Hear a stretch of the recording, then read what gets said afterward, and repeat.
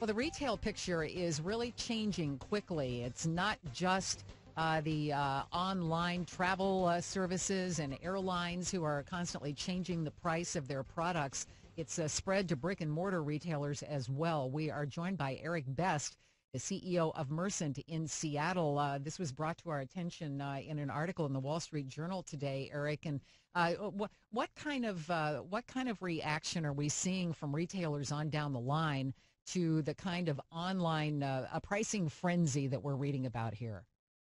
Yeah, it's a tough environment for retailers today, and it's tough because of the pricing transparency that consumers have at their fingertips on mobile devices, on tablets, and through websites like Amazon, Google, and eBay.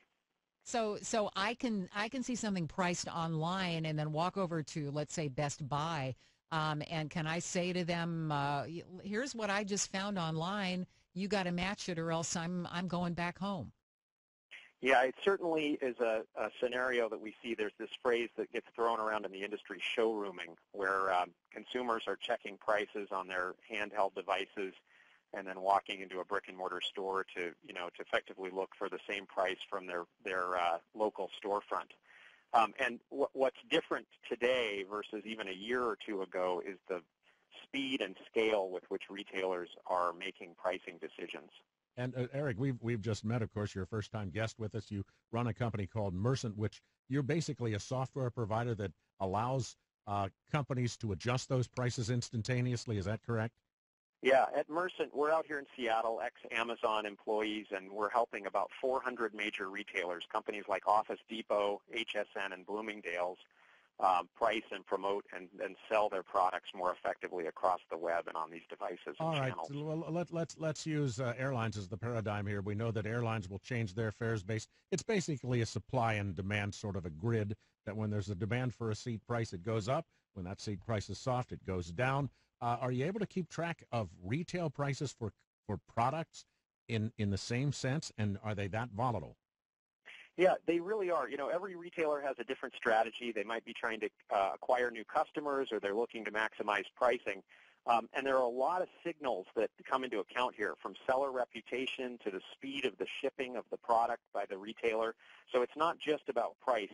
Inventory, profit margin, seller reputation, all of these different signals come into play. All right, what can we as customers do to take advantage of this? The common wisdom is that you shop for an airline ticket on a certain day of the week at a certain time. But what are the telltales that we as customers look for when it comes to buying retail brands? Yeah, well, first, throw the idea of full price versus sale price out the window. The whole concept of a full price offer is we think, obsolete. Check Groupon Goods, sign up for Gilt Group and Rue La La and other private sale websites. And first and foremost, check Google, Amazon, and eBay for real-time pricing on the product that you're interested in purchasing. And that ranges from HD TVs to toothpaste. Is this going to be a full-time job for me, sitting at home trying to find the best deal? Do you really have to spend a lot of time on this?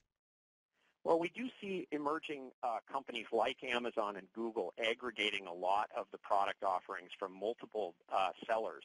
So if you start at those big major online shopping destinations, you're generally going to get the majority of the information that you need to make an informed decision. All right, I can use Kayak or Hamster or Expedia to aggregate airline, hotel fares, rental cars, and so on for me. What's the corresponding website that I can use for retailers? Is there one that will basically be the aggregator?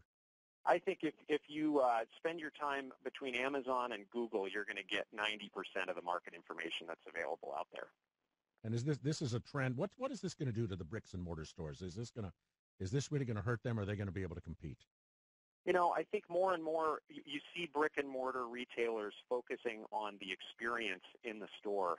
And oftentimes that experience is going to be a smaller footprint than what we've seen with the larger big box retail chains. It's either entertainment value, as we've seen from the Disney stores, or it's service value, as we've seen from the Geek Squad services from Best Buy and so on.